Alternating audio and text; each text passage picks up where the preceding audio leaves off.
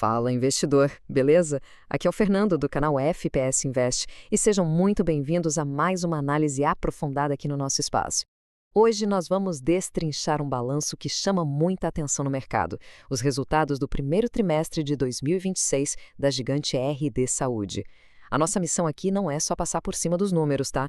Nós vamos mergulhar de cabeça para descobrir a verdadeira saúde financeira dessa rede de farmácias. Eu quero te mostrar como interpretar os dados, separar o que é ruído do que realmente importa e, claro, entender o que está por trás da operação de uma das maiores varejistas do Brasil. Então já se ajeita aí que o conteúdo de hoje está denso e cheio de aprendizado prático. Para começar, olha o peso desse número na tela. 12 bilhões de reais.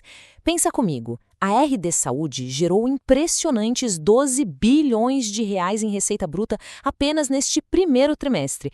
É um fato que por si só já mostra a escala absurda do negócio. Isso representa um salto gigantesco de 20,4% na comparação com o mesmo período do ano passado.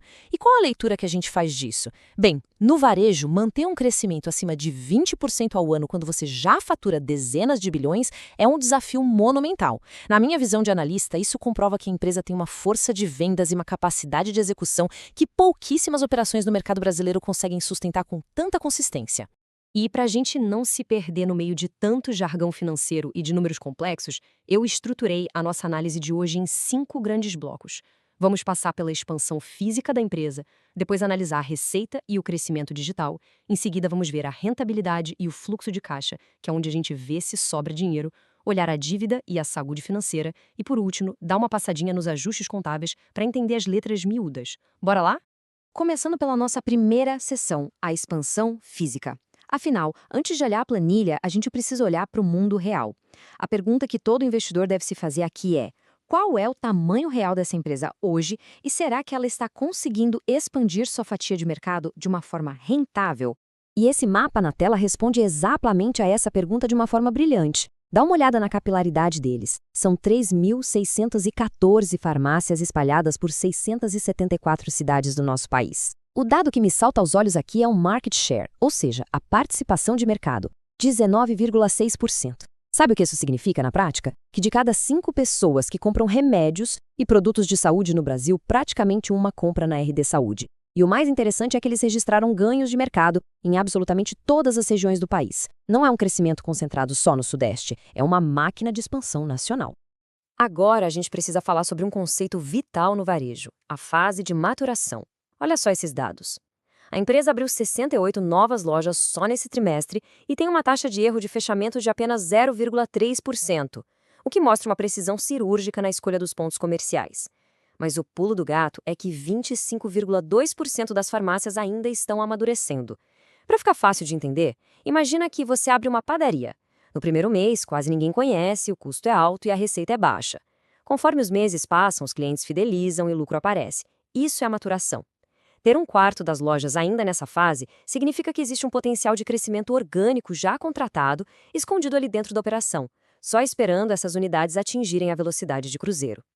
Muito bem, saindo das ruas e indo para os canais de venda, vamos entrar na nossa seção 2, Receita e Crescimento Digital. Precisamos entender de onde exatamente estão vindo aqueles 12 bilhões de reais que a gente viu no começo.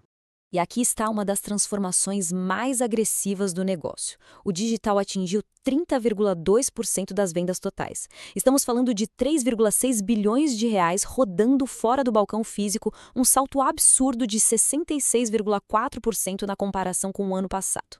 Por que isso é tão importante para você, investidor? Porque mostra que a empresa não é apenas uma abridora de lojas físicas. Ela se tornou um ecossistema. Quase 1/3 de toda a grana que entra vem de aplicativos, site e canais online.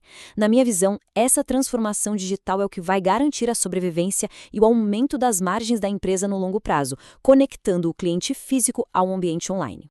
Agora vamos para a seção 3. E aqui o bicho pega: rentabilidade e fluxo de caixa.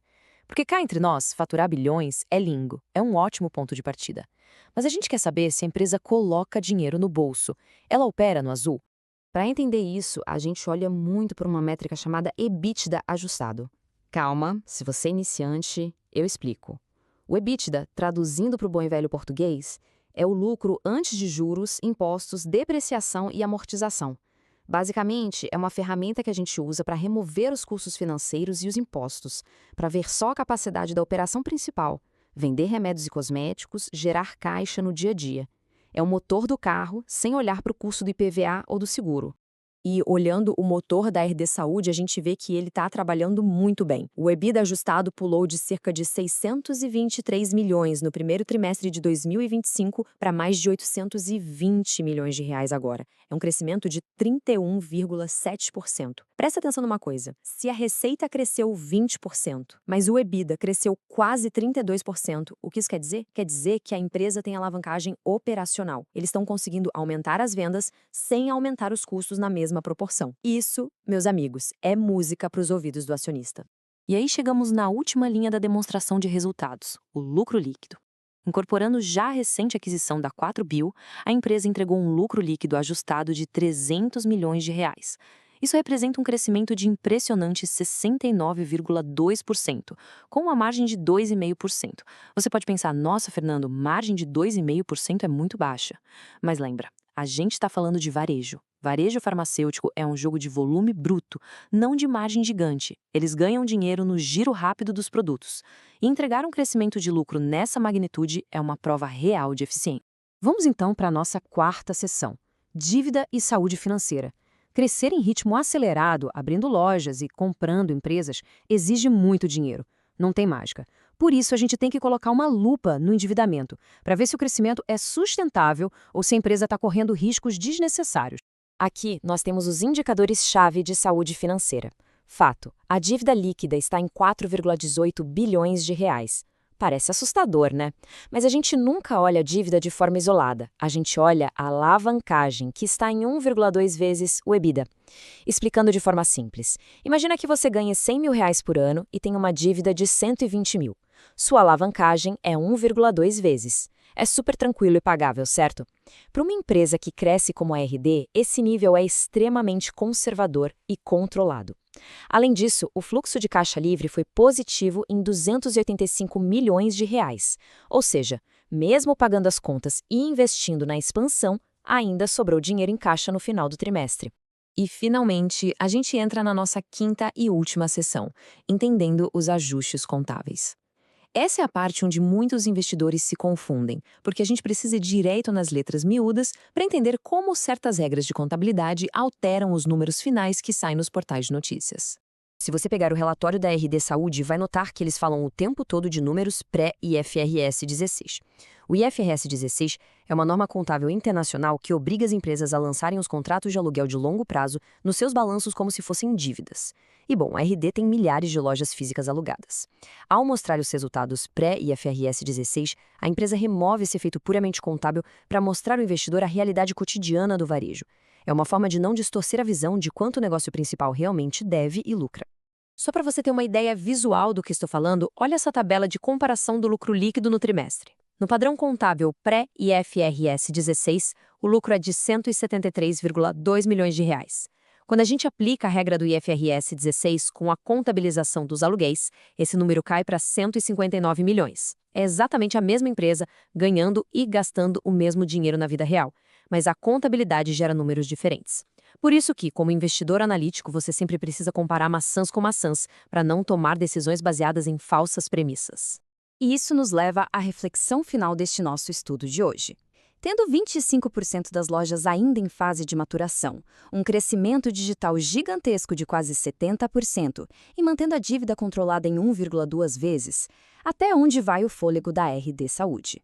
Será que ela consegue manter esse ritmo tão agressivo de expansão sem saturar o mercado nacional?